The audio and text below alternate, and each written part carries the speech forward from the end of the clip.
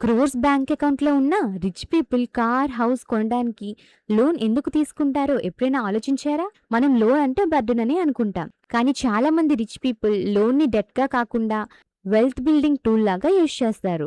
For example అనుకోండి, ఒక person దగ్గర 1 క్రోర్ క్యాష్ ఉంది. ఆయన 1 క్రోర్ ప్రాపర్టీ కొనాలి అని అనుకుంటున్నారు. డైరెక్ట్‌గా క్యాష్‌తో కొనొచ్చు లేదా బ్యాంక్ లోన్ తీసుకొని కొనొచ్చు. క్యాష్ మొత్తం ప్రాపర్టీలో పెట్టేసే బదులు ఆ 1 క్రోర్‌ని బిజినెస్‌లో, స్టాక్స్‌లో లేదా వేరే ఇన్వెస్ట్‌మెంట్స్‌లో ఉంచితే అది కంటిన్యూస్‌గా రిటర్న్స్‌ని జనరేట్ చేస్తుంది. అనుకోండి, లోన్ ఇంట్రెస్ట్ 8% ఉంది. కానీ ఆ ఇన్వెస్ట్‌మెంట్స్ లాంగ్ టర్మ్‌లో 12% రిటర్న్ ఇస్తున్నాయి. అప్పుడు వెల్త్ గ్రోత్ లోన్ కాస్ట్‌ని మించిపోవచ్చు. సో, ఫినాన్స్‌లో దీనినే ఆపర్చునిటీ కాస్ట్ అంటారు. అంటే మనీని ఒక ప్లేస్‌లో యూజ్ చేస్తే వేరే బెటర్ ఆపర్చునిటీ మిస్ అవుతాం.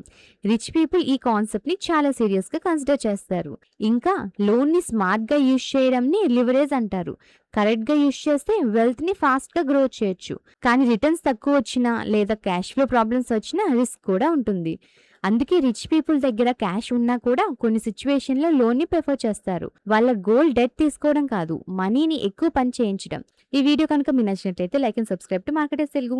నేను సెబీ రియల్ ఎస్టేట్ అడ్వైజర్‌ని కాదు. ఈ వీడియో కేవలం ఎడ్యుకేషన్ పర్పస్ కోసం మాత్రమే. Thank you for watching.